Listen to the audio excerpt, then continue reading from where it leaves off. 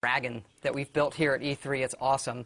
We wanted to give all the fans and the audience at Game Trailers and Spike a sneak peek. All right, cool. Here we go. This is Skyrim. It looks beautiful. Here it is running on the 360. It is a huge, epic fantasy game where you can be who you want and do whatever you want. We're really, really pushing the hardware. We've rewritten all the graphics, all of the gameplay this go-around, and we just want to fill a world with detail. All the little things. You can look at these plants, so micro detail, macro detail. You can walk to the top of that mountain. If you've played our stuff, you know these are huge games that are wide open for you to explore and do what you want. We have a new animation system, so you can play in third person. So some nice blending on the character. That is Dragonborn. That is, you can be whoever you want, male or female. This is the character we're showing. So a lot of people like to play in third person, so it's a real viable option this go around.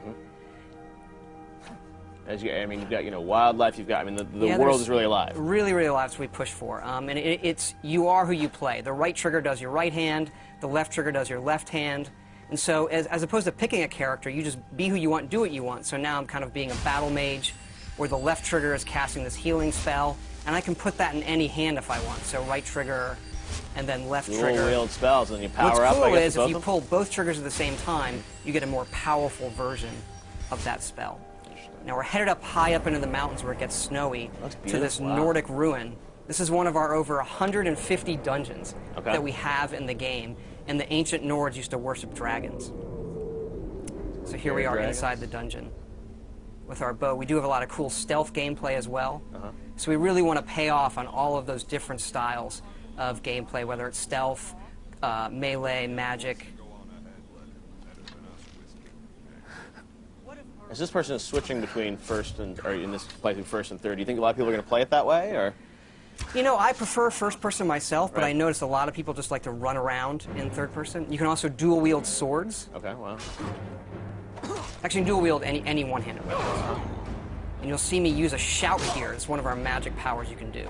There are a lot of shouts throughout the game, right? These dragon shouts? Yep.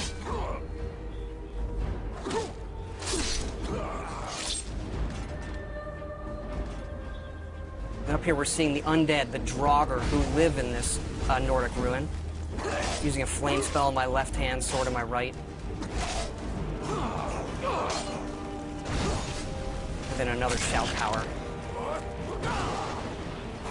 And how do you gain these shout powers throughout the game?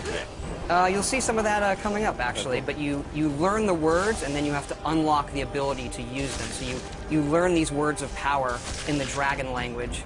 And the dragons in the game are a big feature, and when they're doing things, they're using the words as well. There are staves you can use to light areas of dungeons on our way out of this dungeon. We use water as a nice feature to guide you out sometimes as well. Now you have a new sort of story system in this too, right? A Radiant story system? Radiant story that guides all of our quests to make it, since it is a big open game, to give us some more control over the experience you're going to have and make it more dynamic. Wow. Here we're out in the tundra, which is this wide open grasslands in the middle of Skyrim. Oh God, this is a brand new engine, right? Yep, the creation engine that we built just for this game. So a lot of these creatures are peaceful unless you mess with them. Uh-oh, not a good idea. And you can also breathe fire like the dragons. That's one of the shouts. Okay. I'm going to use coming up here. Dragon breath.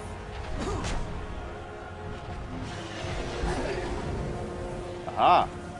And dragons can attack anything. They're dynamic creatures. We don't script them. So when we're playing the game, we don't know what they're going to do often. They are these big boss fights that are dynamic and interesting in ways that we've never experienced in a game before. Now, I read a rumor online this week that the game is over 300 hours, or you can spend at least 300 hours in the game. There is at least 300 hours in it. We kind of have stopped counting. There's so much stuff in this game.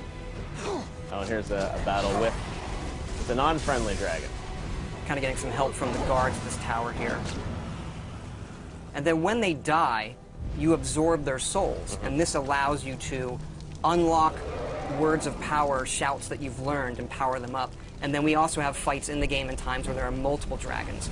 So here comes another one up there, a frost dragon. They're even more powerful than the dragon that I just defeated with the help of the guards.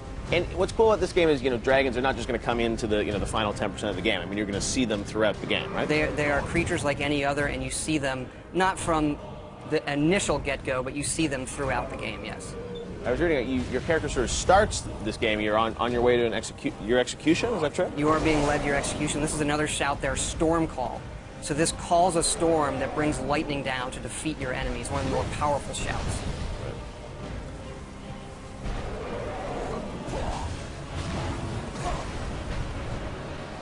And then once the dragons get hurt enough, they can't fly, and they'll either land or they'll crash.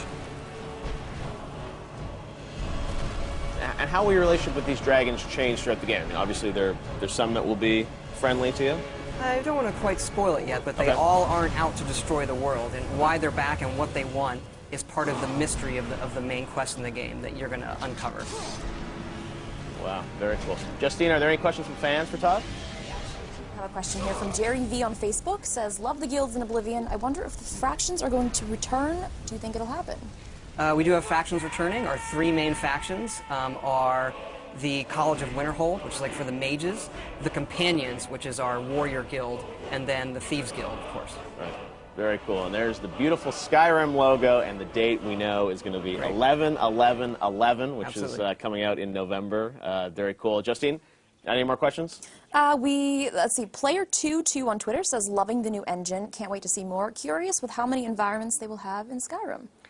There's a lot. It's another thing where we stopped counting. I mean, we have 7 major different regions in the game. You've seen some of that where we get into snowy mountains and pine forests and fall forests, that open tundra, lots of different dungeon types. I mean, we go at this each time trying to make the biggest, craziest role-playing game we possibly can and let people just do whatever they want. Awesome. Well, Todd, thank you so much for coming by. We cannot wait to see more of Skyrim. It's definitely going to